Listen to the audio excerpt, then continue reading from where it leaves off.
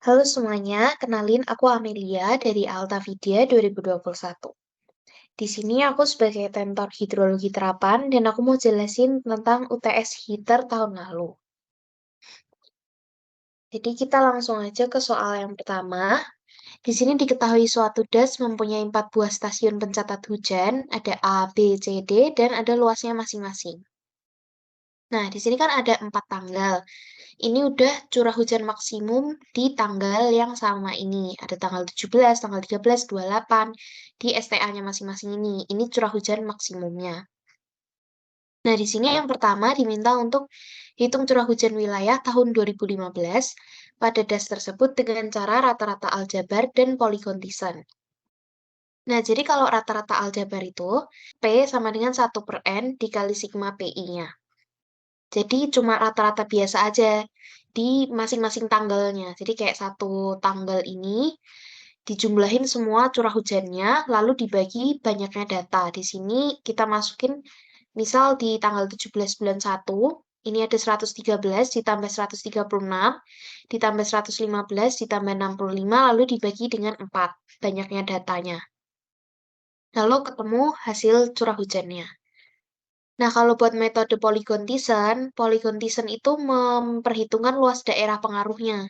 Jadi ada pengaruh luasnya, nggak cuma hitung curah hujan kayak rata-rata tadi. Jadi di sini kita hitung A totalnya. A total itu luas wilayahnya ini, A, B, C, D ini dijumlahin semua. Terus rumusnya adalah 1/A total dikali sigma A kali P. Jadi luasnya dikali dengan curah hujannya di masing-masing STA-nya. Di sini contohnya yang pada tanggal 17 itu ada 1/206 itu A totalnya. Lalu 33 dikali 113 itu ini luas A dikali 113. Curah hujannya di STAA. Terus nanti ditambah 87 dikali 136. Ditambah 57 dikali 115. Ditambah 29 dikali 65. Terus ketemu curah hujan wilayahnya. Nah, untuk soal B-nya itu kan ditanya, dari hasil perhitungannya, mana yang lebih baik? Nah, karena tadi kalau rata-rata aljabar itu cuma di jumlah biasa, terus dibagi sama jumlah datanya, sedangkan polygon Thiessen itu selain kedalaman hujannya, dia juga memperhitungkan luas wilayah pengaruhnya di setiap stasiun hujan. Jadi, metode polygon Thiessen itu lebih baik karena memiliki ketelitian yang lebih tinggi, karena ada pengaruh luasnya. Oke, terus kita lanjut ke soal nomor 2. Di sini diketahui curah hujan rencana pada 3 periode ulang. Itu ada R5, R10, dan R50. Lalu diminta untuk hitung intensitas hujannya dengan lama waktu hujan 5 jam, 10 jam, dan 20 jam. Nah, untuk hitung intensitas hujan, itu kita menggunakan rumus mononomial. Nah, ini rumusnya ya. I sama dengan R24/24 dikali 24/T pangkat 2/3. Ini adalah rumus mononomial T. Nah, terus kita hitung dari masing-masing periode ulangnya. Jadi yang pertama ada periode ulang 5 tahun. Nah, bagian R24-nya ini nanti kita ganti ke R5 ini. R5 58 mm ini. Nah, kita masukin waktu T-nya 5 jam ke sini. Jadi 58/24 dikali 24/5 pangkat 2/3. Jadi T-nya itu harus dimasukin dalam jam. Dan R24-nya diganti ke R5, R10, R50. Nah, ini nanti ketemu 6,877 mm per jam. Begitu juga di T yang waktu 10 jam, itu bagian T-nya diganti 10. Waktu T-nya 20 jam, T-nya diganti jadi 20. Nah, nanti yang di periode ulang 10 tahun juga sama, tinggal R10-nya ini dimasukin ke R24-nya. Jadi ini 62 atasnya, terus bawahnya T-nya 5, 10, dan 20. Nanti ketemu intensitas hujannya.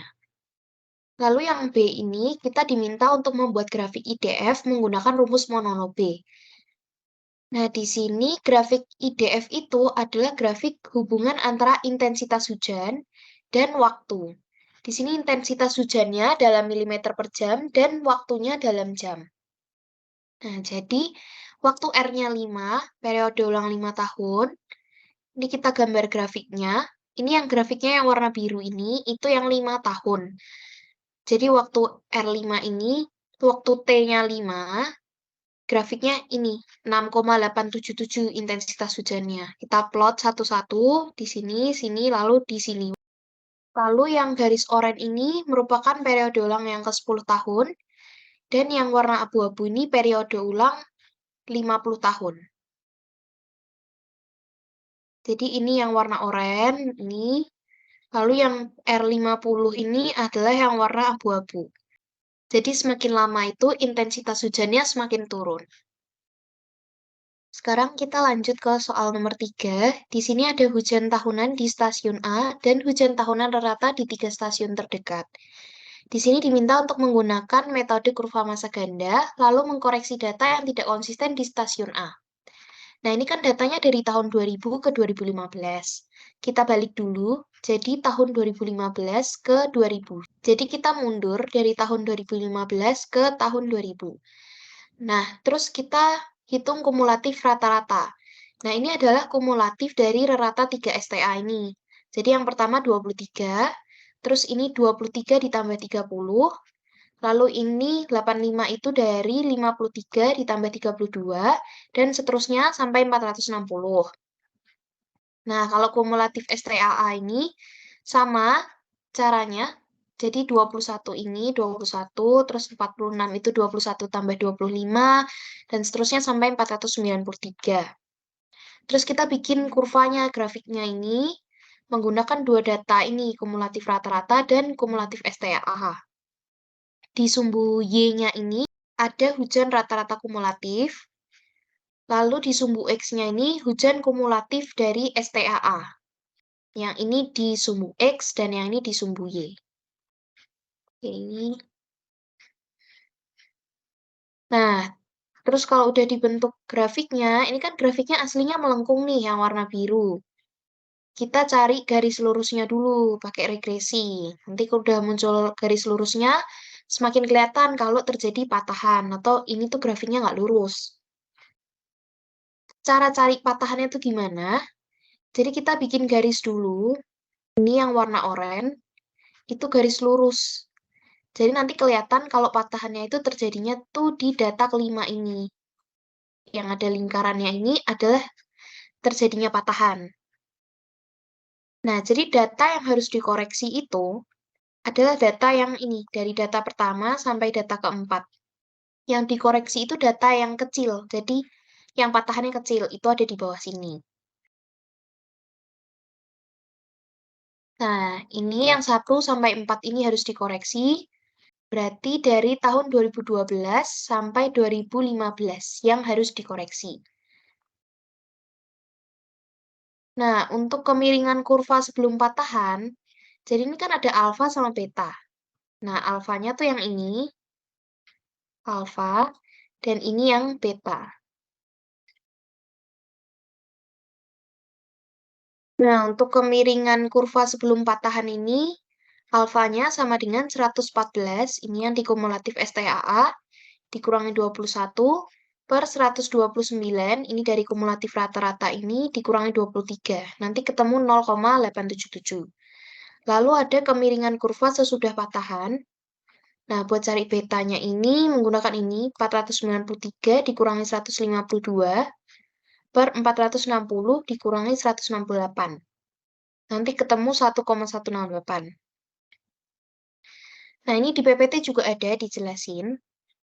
Jadi, intinya FK itu, faktor koreksi ini, adalah sebelum dibagi sesudah. Sama kan ini sebelum, tapi ini sebelumnya beta dan sesudahnya alfa. Kalau di SNC ini, FK-nya itu alfanya sebelum dan betanya sesudah. Nanti dapat faktor koreksinya 1,331.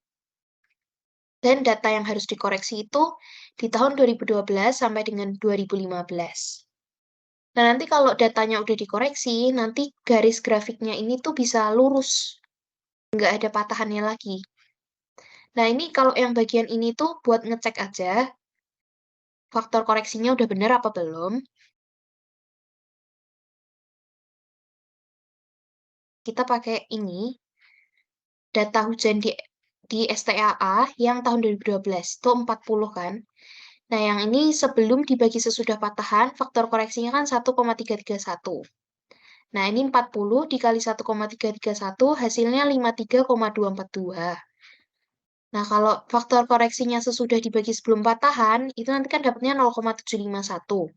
Nah, ini data 40 dibagi 0,751, hasilnya 53,242. Nah, jadi dari dua faktor koreksi ini, hasilnya itu sama.